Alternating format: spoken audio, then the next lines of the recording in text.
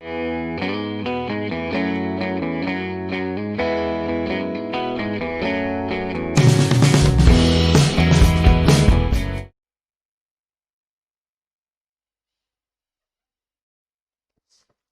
प्यारे साथियों, आप सभी का हार्दिक स्वागत है करंट अफेयर बूस्टर के हमारे सेशन नंबर 4 में।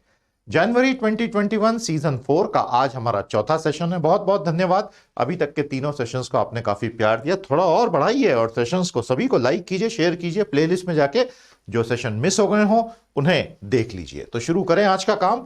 आज हम आ गए हैं हमारे चौथे सेशन पर, और जैसा हमने सेशन नंबर 3 में आपसे वादा किया था, आज की हमारी पहली स्टोरी होगी अमेरिकी राष्ट्रपति चुनावों के बाद की उभरती बहुत ही खतरनाक परिस्थिति पर। आइए काम आज का शुरू करते हैं। My dear students, president Donald Trump से किसी को भी यह उम्मीद तो खैर नहीं थी कि वो ग्रेसफुली स्वीकार करेंगे चुनावों के नतीजों को। No one had really expected कि डोनाल्ड ट्रंप जिस तरह के व्यक्ति हैं वो गरिमापूर्ण तरीके से स्वीकार कर लेंगे कि भैया जो बाइडेन जीत चुके हैं और कमला हैरिस जीत चुकी हैं। लेकिन वो इस हद तक गिर जाएंगे कि एक हारे हुए चुनाव को छीनकर अपने पक्ष में करने के लिए अमेरिका में वो पूरी तरह से एक तरह से क्रांति का ही आगाज कर देंगे। ये किसी ने भी सोचा नहीं था, लेकिन वैसा हो रहा है। Whether the institutions of America and the rule of law is able to hold, ये अब हम देखेंगे अगले 15 दिनों में। अभी तक तो 2 महीनों में they have been able to hold। तो प्यारे दोस्तों, जो बाइडेन ने डिसाइसिव विक्ट्री जीती, और यह तो अच्छा हुआ कि उनकी जो विक्ट्री थी, मार्जिन इतना ज्यादा था कि डोनाल्ड ट्रंप वहां ज्यादा कुछ नहीं कर पाए। बहुत बड़ी चिंता लोगों को यह सता रही थी कि अगर बाइडेन जीतते हैं, हार भी सकते थे, हार जाते तो यह सब होता ही नहीं, डोनाल्ड ट्रंप अपने आप को दुनिया के शहंशाह घोषित कर चुके होते। अगर जो बाइडेन बहुत कम मार्जिन से जीतते तो उसके बाद तो ट्रंप हाहाकार मचा देते। फॉर्चुनेटली मार्जिन ज्यादा था, लेकिन सभी को पता था ग्रेसफुली एक्सेप्ट करेंगे नहीं। अब हुआ यह कि जो 250 सालों का अमेरिका का सांस्थानिक ढांचा है, इंस्टीट्यूशनल स्ट्रक्चर ऑफ अमेरिका, किसी भी डेमोक्रेसी में देखिए सिर्फ वोट डालने से डेमोक्रेसी नहीं बनती।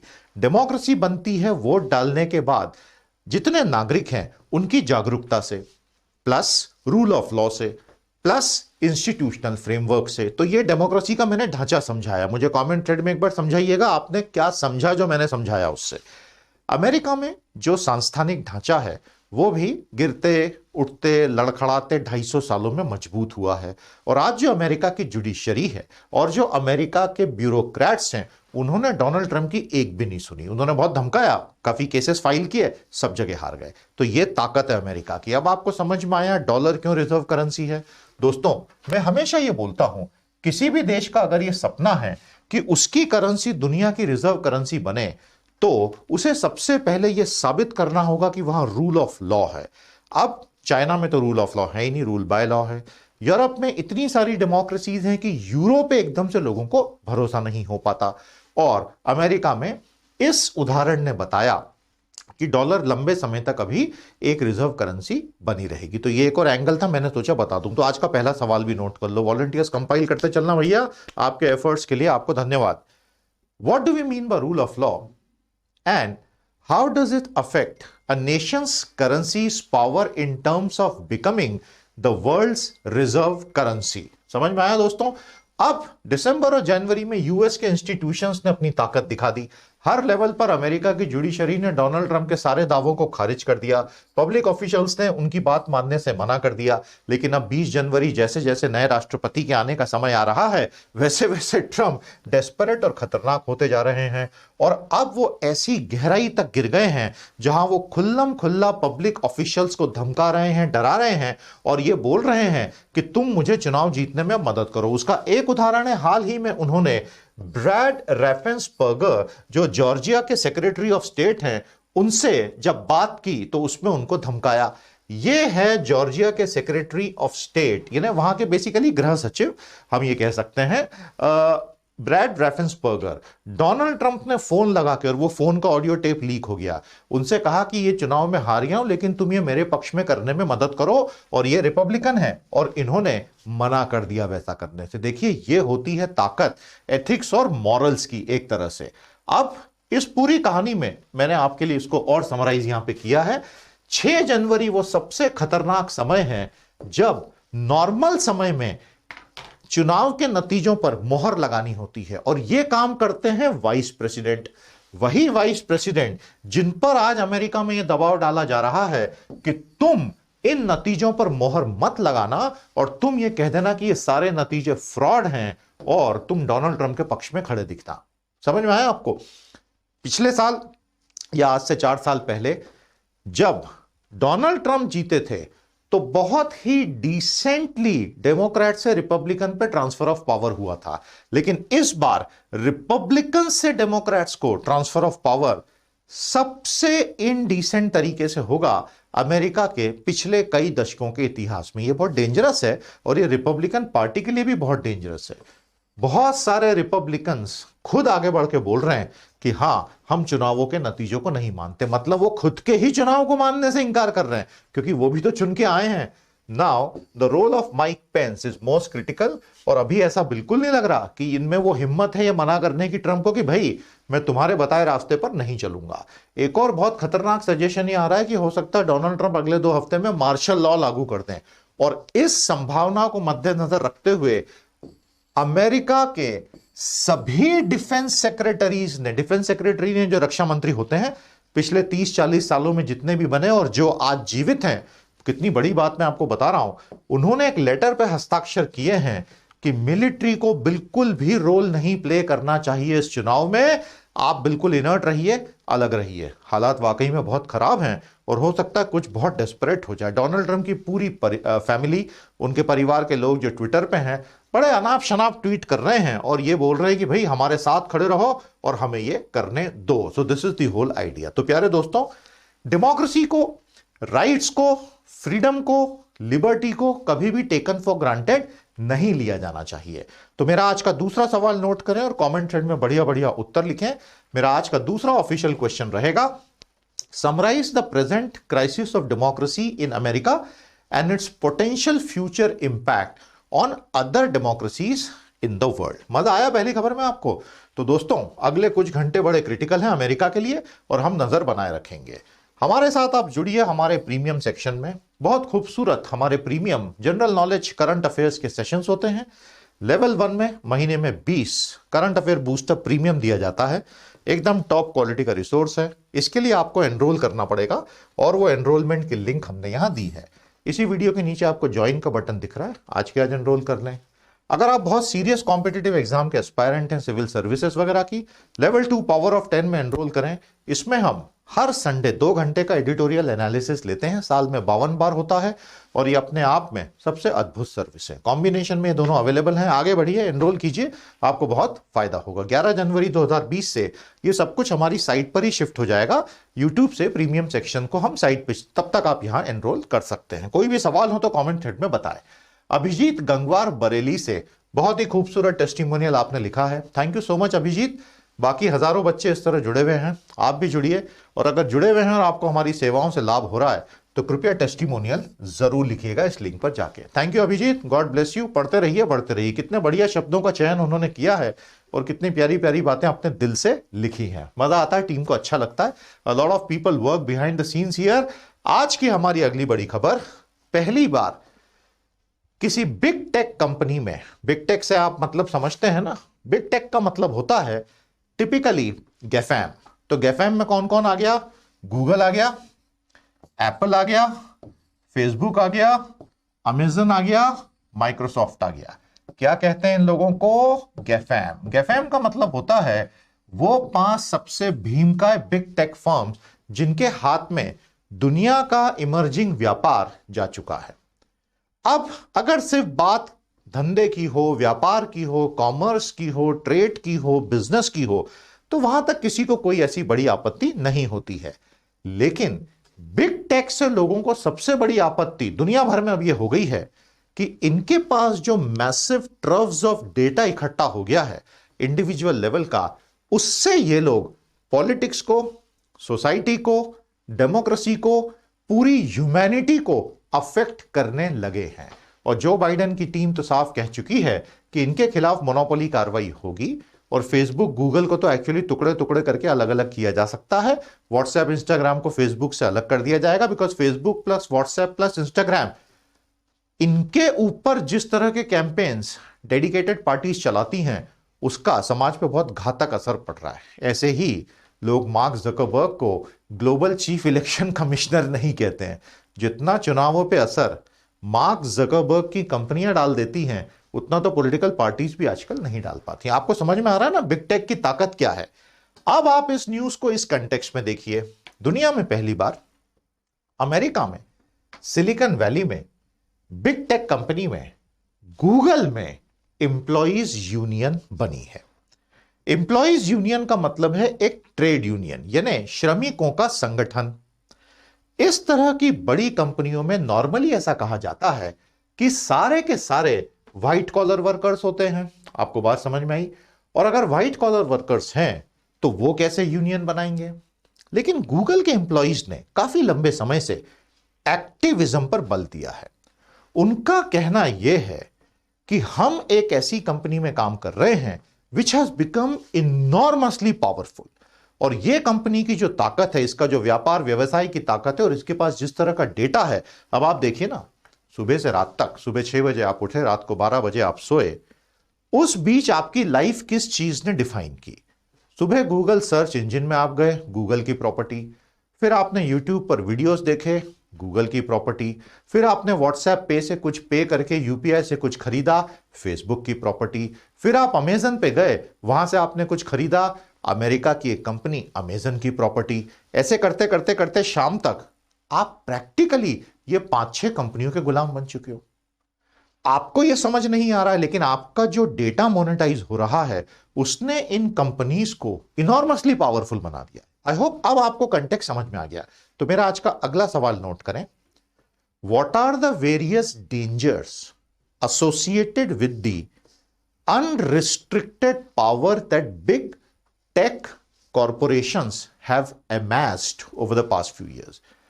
आने वाले 10 सालों में ये जो टॉपिक है बिग टेक का, ये बहुत बड़ा टॉपिक बनने वाला है। तो वापस आते हैं हमारी न्यूज पे। क्या कहती है हमारी न्यूज? हमारी न्यूज कहती है दोस्तों कि सिलिकॉन वैली में, अमेरिका में सारा हब है बिग टेक का, गूगल ओकलैंड के एम्प्लॉइज ने पहली बार बिग टेक में व्हाइट कॉलर वर्कर्स का यूनियन बना लिया है। और इस यूनियन का यह कहना है कि हमारा लक्ष्य यह नहीं है कि हमें ज्यादा सैलरी दो, हमें पैसे दो, ये दो, वो दो, हैरेसमेंट मत करो, ये हमारा लक्ष्य नहीं है। ये तो बहुत ही लो लेवल टारगेट होंगे। हमारे जो लक्ष्य है, इसका नाम रखा है इन्होंने अल्फाबेट वर्कर्स यूनियन। यहां एन लगा दीजिएगा। अल्फाबेट गूगल की पेरेंट कंपनी है, यह आपको पता होगा। तो इन्होंने यह कहा है कि हमारा एम है गूगल में चल रहे अलग अलग स्तरों पे एक्टिविज्म को शेप देना। और यह बहुत बड़ी बात है। जैसे कि आप जानते हैं, गूगल ने जब आर्टिफिशियल इंटेलिजेंस पे काम करना शुरू किया था, तो अमेरिका के रक्षा विभाग ने, पेंटागन ने गूगल को बोला था कि तुम्हारी एआई टेक्नोलॉजी मुझे दे दो, बेच दो, इसकी मदद से मैं ड्रोन्स चलाऊंगा, ये करूंगा, वो करूंगा। गूगल के एआई इंजीनियर्स ने विरोध कर दिया, प्रदर्शन कर दिया उन्होंने कि बिल्कुल नहीं, हम जो काम कर रहे हैं हम इसलिए नहीं कर रहे हैं कि कल को अमेरिका का डिफेंस डिपार्टमेंट ड्रोन्स चला के इनोसेंट लोगों को मारता फिरे दुनिया भर में। इसको एक्टिविज्म कहते हैं, इसको ह्यूमन राइट्स कहते हैं। और यह काफी इवॉल्व होने की स्टेज के बाद आता है। नॉर्मली भारत की टेक्नोलॉजी कंपनीज में न तो इस तरह की कोई अवेयरनेस है आज, न टेक्नोलॉजी कंपनी में भारत में काम करने वाले ऐसी चीजों के बारे में सोचते भी हैं। They just do whatever projects come. लेकिन पश्चिम की बात अलग है। इन वेस्टर्न लिबरल सोसाइटीज में इन चीजों की समझ भी बहुत ज्यादा है और इसलिए विरोध भी बहुत होता है। तो अब यह तय है कि गूगल के मैनेजमेंट और एम्प्लॉइज के बीच में झगड़े होंगे ही होंगे, और आने वाले 10 सालों में बिग टेक के लिए चुनौतियां काफी बढ़ने वाली है। समझ में आया आपको? तो मेरा अगला सवाल नोट करें। What is the shape of activism at Google in terms of the new employees union? मजा आया इस खबर में आपको? बहुत बड़ी खबर थी ये। और बिग टेक की जो ताकत है आप इन नंबर से समझ सकते हैं। पैंडेमिक में आपको पता है दोस्तों दुनिया में क्या हुआ है? पैंडेमिक में के शेप रिकवरी हो गई है। के शेप रिकवरी का मतलब यह है कि सबसे पहले इकोनॉमीज डूबना शुरू हुई, नीचे आई, और उसके बाद 2 तरह से कंपनियां बढ़ गई। एक वो जो डूब चुकी हैं और एक वो जो आगे जा चुकी हैं। जो कंपनियां आगे जा चुकी हैं ये वो हैं जिनके हाथों में मार्केट पावर कॉन्सेंट्रेट हो गया। भारत में भी यही हो रहा है, हर फील्ड में 2 या 3 कंपनियां बच रही हैं, बाकी सारी डूब रही हैं और उन्हीं कंपनियों के शेयर आसमान छू रहे हैं। ये हैं टॉप जो गेफैम की बिग टेक है।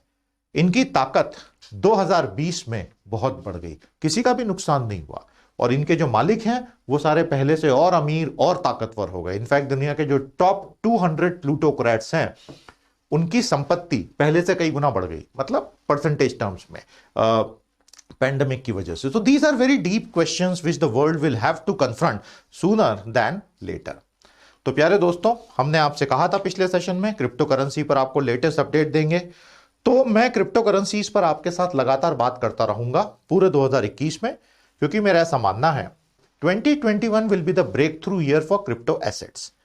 अब क्रिप्टो एसेट्स में 2 तरह के एसेट्स हो गए, एक तो हो गए प्योर कॉइन्स जैसे कि बिटकॉइंस, वर्चुअल कॉइन्स, जिसमें एक store of value, store of investment दिख रहा है, और दूसरे हैं जो फंक्शनल कॉइन्स है जैसे इथीरियम, जिसकी मदद से स्मार्ट कॉन्ट्रैक्ट्स चलाए जाते हैं, और ये दोनों बहुत तेजी से आगे बढ़ रहे हैं। तो आइए लेटेस्ट अपडेट देख लेते हैं। My dear students, crypto currency trade में भी मोर एक्शन पैक्ड इन 2021। भारत के लिए कुछ बहुत ही मजेदार चीजें हो रही हैं।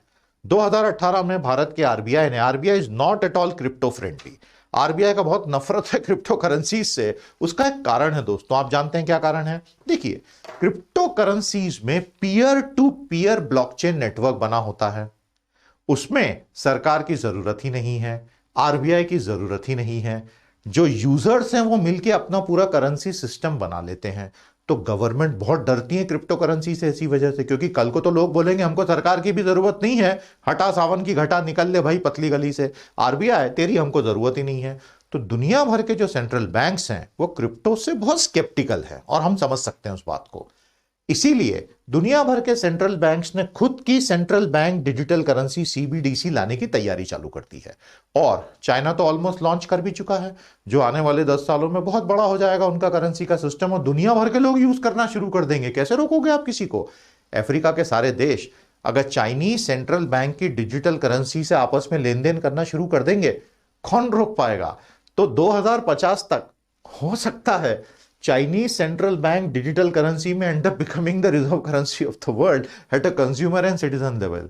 तो दुनिया के परिवर्तन तो बहुत व्यापक आने वाले हैं। अब ये सारे जो प्रेडिक्शंस मैं करते रहता हूं, इसमें हमेशा याद रखिएगा कि अगर कोई एस्टेरॉइड ऊपर से नीचे आ गया बहुत भारी भरकम, तो ये सारे प्रेडिक्शन फेल हो जाएंगे, लेकिन अगर नहीं आया तो शायद ये प्रेडिक्शन सच भी हो सकते हैं। तो आप नोट करते चलना भैया। तो प्यारे दोस्तों, 2021 में भारत में क्रिप्टो करेंसी के बहुत सारे नए नए एवेन्यूज आ रहे हैं। जब से मार्च 2020 में भारत के उच्चतम न्यायालय ने क्रिप्टो करेंसी पे लगे ब्लैंकेट बैन को खत्म कर दिया था। आपको पता है ना क्या कहा था सुप्रीम कोर्ट ने? क्या कहा था भाई? बड़ा अच्छा प्रोग्रेसिव डिसीजन था, मुझे बहुत खुशी हुई वो पढ़ के। भारत के सुप्रीम कोर्ट ने मार्च अप्रैल 2020 में भारत के आरबीआई को डांटा, and the supreme court said कि just because you are not able to create a regulatory environment does not mean that crypto currencies are bad and I'm removing all your restriction. उसके बाद pandemic आ गया, तो भारत में अचानक से भीड़ आ गई लाखों लोगों की, जिन्होंने क्रिप्टो में जबरदस्त इन्वेस्टमेंट करना शुरू कर दिया। इन नंबर से ही आप समझ लीजिए कि क्या स्थिति है। प्यारे दोस्तों, आज 6 जनवरी को ही बिटकॉइन की कीमत $35,000 पार कर गई, फिर थोड़ी सी नीचे उतरी, फिर ऊपर गई।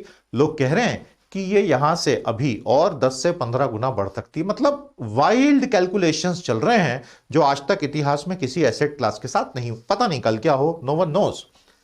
India now has something called Unicash, ये हाल ही में लॉन्च हुआ है। यूनिकैश क्या है? कैशा प्लस एक Jaipur based urban cooperative bank ने मिलकर क्रिप्टो फ्रेंडली फाइनेंशियल इंस्टीट्यूशन शुरू किया, दुनिया में अपने किस्म का पहला, जिसमें वो ये कह रहे हैं कि हमारे फिजिकल ब्रांचेस हम पूरे भारत में खोल रहे हैं, क्रिप्टो करेंसी होल्डर हमारे यहाँ आके अपनी क्रिप्टो करेंसी हमें देंगे, हम रुपीज में कन्वर्ट करके आगे ट्रेडर्स को पेमेंट। तो हम वो वाले इंटरमीडियरी बन रहे हैं फिजिकल सेटअप में। मतलब लोगों को वाकई उम्मीद है कि ये तो मेन स्ट्रीम एसेट बनेगा। दूसरी बात, ये जो कैशा और जयपुर बेस्ड एक यूएस अर्बन कोऑपरेटिव बैंक ने यूनिकैश चालू किया है, ये जैसे आपने सुना है ना, अक्षय कुमार जी बोलते हैं कि भाई सोने को घर में मत रखो, उसके अगेंस्ट लोन ले लो, शायद कनाडा में भी मिलते ही होंगे।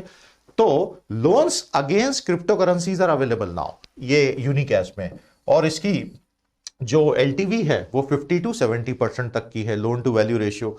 तो प्यारे दोस्तों, गवर्नमेंट बिल्कुल भी इसको सपोर्ट नहीं कर रही है। भारत सरकार, आप बहुत अच्छे से जानते ही हैं, भारत सरकार ने इस चीज को मना करके रखा हुआ है और अभी कोई रेगुलेटरी बॉडी भी नहीं है। तो मैंने अब इसका काफी अच्छा कवरेज कर दिया है। आई होप आपको ये समझ में आ गया। तो मेरा अगला क्वेश्चन नोट करेंगे। Explain certain major trends in the crypto currency universe in India. और ये हर एग्जाम में, हर इंटरव्यू में पूछा जाएगा। बिटकॉइंस कैसे काम करते हैं, इसकी तैयारी रखें। कैसे क्रिप्टो करेंसीज बनती हैं, माइनिंग होती हैं। ऑल्टरनेटिव कॉइन्स क्या होते हैं, alternate coins. Distributed laser technology क्या होती है। ये सारे ऐसे सवाल हैं जो परीक्षाओं में भी आएंगे, जीडीज में, इंटरव्यूज में पूछे भी जाएंगे। अपनी तैयारी दुरुस्त रखिएगा। तो जरा हमें बताइए, व्हाट इज डीएलटी। हमारा अगला सवाल वही था। अब 5 बड़े कारणों से भारत के स्टॉक बाजार बहुत तेजी से आगे बढ़ रहे हैं। हालांकि लोग ऐसा कह रहे हैं कि अगर आप पी टू ई रेशियो देखें तो यह पूरा का पूरा बबल टेरिटरी में जा चुका है, और मैं एग्री करता हूं उस बात से। कितने लोगों को प्राइस अर्निंग रेशियो के बारे में कुछ जानकारी है? प्राइस अर्निंग रेशियो किसी भी मार्केट के अंडर प्राइस्ड होने का या ओवर प्राइस्ड होने का एक बहुत अच्छा इंडिकेटर होता है। प्राइस अर्निंग रेशियो अगर आज भारत का 35 चला गया है तो इसका मतलब यह है कि it is a grossly dangerous territory, जहां पर शायद कीमतें इतनी बढ़ गई हैं कि वो बड़ी अनरियलिस्टिक हो गई हैं। समझ में आया आपको? तो क्या ऐसे कारण हैं कि भारत में मार्केट इतना तेजी से बढ़ गए? वैक्सीन आ गई, ऑटो सेल्स में ऐसा लग रहा है ठीक हो गया, जीएसटी कलेक्शन बढ़ गए, ग्लोबल मार्केट्स उछाल में हैं, मैन्युफैक्चरिंग पीएमआई 50 से बढ़ गया। ये 5 कारणों ने भारत के स्टॉक मार्केट में आग लगा के रख दी है। लेकिन याद रखिएगा, अगर आप एक स्टॉक इन्वेस्टर हैं, थोड़ा बच के चलिएगा। अपना सारा पैसा इसमें मत लगाइएगा, क्योंकि ये इतनी ही तेजी से नीचे भी आ सकते हैं। आई होप आपको समझ में आ गया। तो हमारा अगला सवाल नोट करें।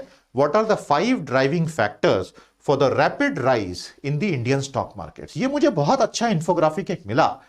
भारत के सेंसेक्स ने पिछले 1 साल में किस प्रकार की अपनी गति रखी।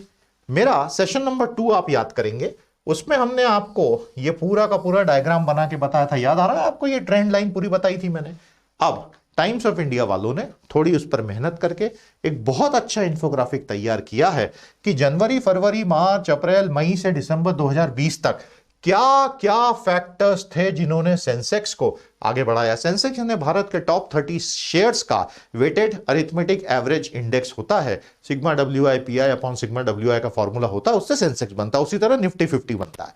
तो ये आप पढ़ के समझ सकते हैं कहां कहां सेंसेक्स को सपोर्ट मिला और कैसे कैसे ये ऊपर गया। वैसे मैं एक बात आपको बता दूं, अगर आप स्टॉक बाजारों में या बिटकॉइंस में निवेश नहीं करते हैं तो बिल्कुल भी घबराने की बात नहीं है।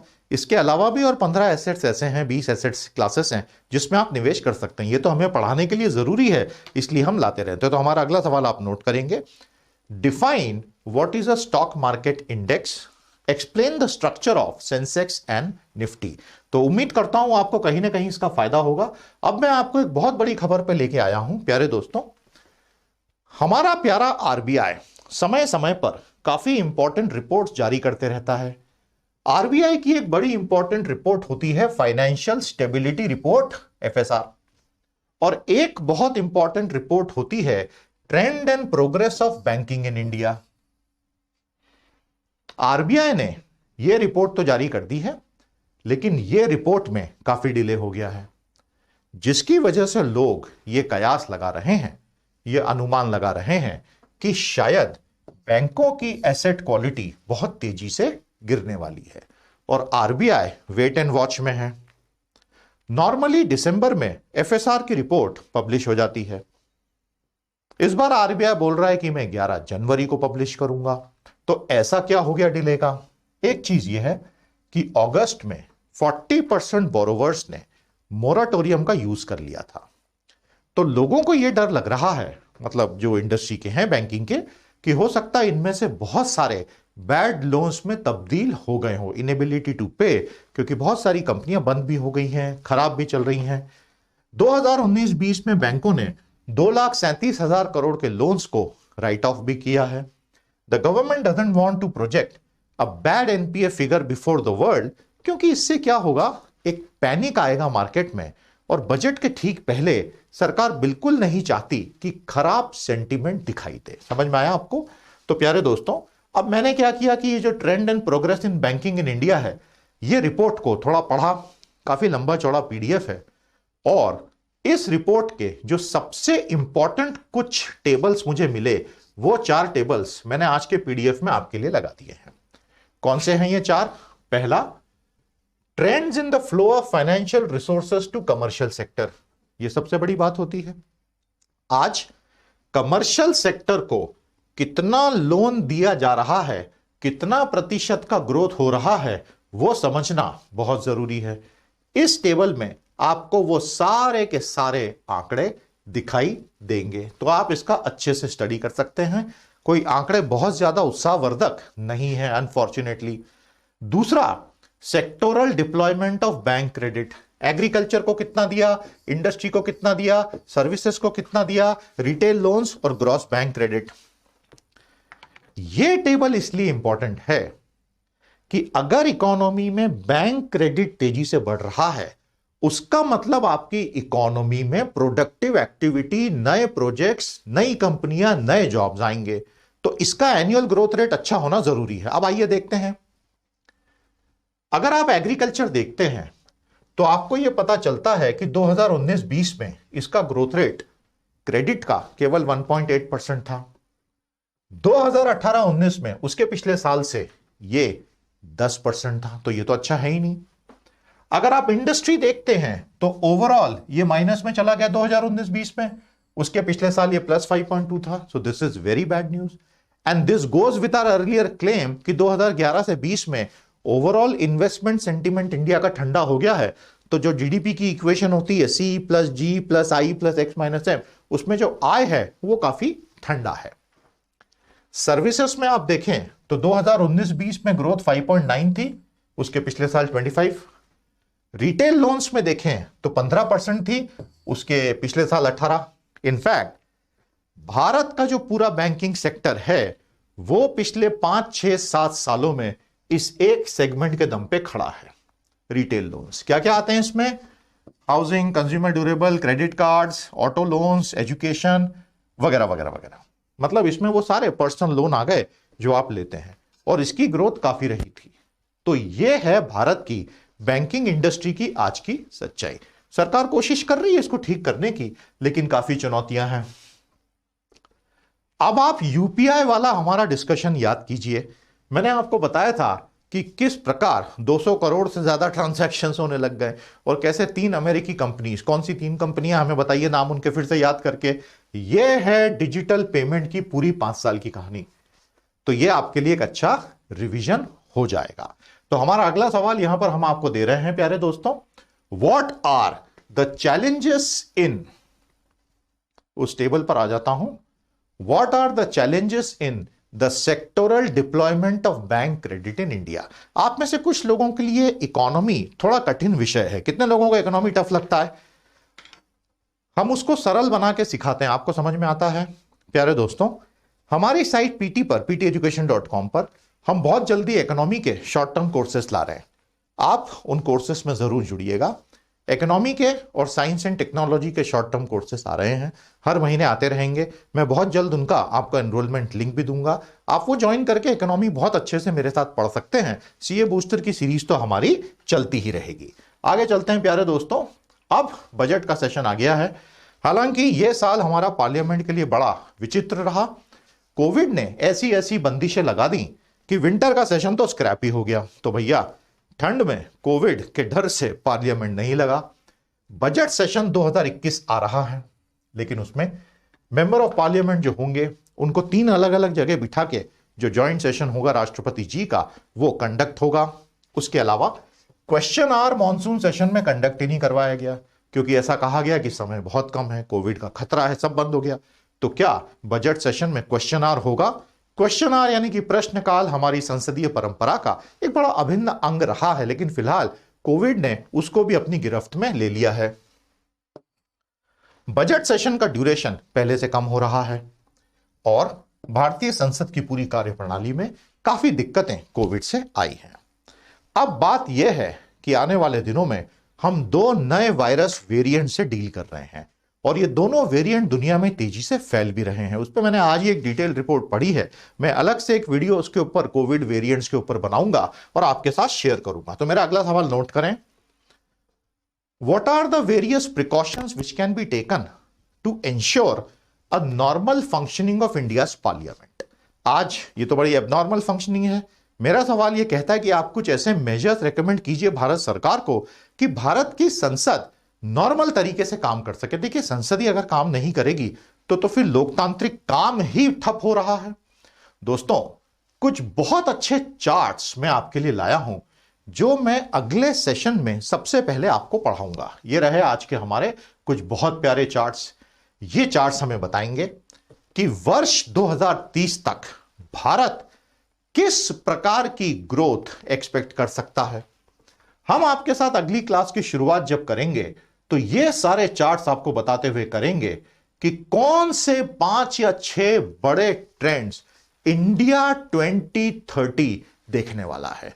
हम उसमें पॉपुलेशन की बात करेंगे, हम उसमें शेयर ऑफ वर्किंग एज की बात करेंगे, क्लाइमेट चेंज की बात करेंगे, पॉलिटिकल रिप्रेजेंटेशन और फेडरलिज्म की बात करेंगे और इंडिया की इकोनॉमी कहां तक पहुंच सकती है और उस दौरान चीन और यूएस की इकोनॉमी कहां तक पहुंचेगी, यह आपको विस्तार से बताएंगे। तो अब सेशन नंबर 5 का इंतजार कीजिए।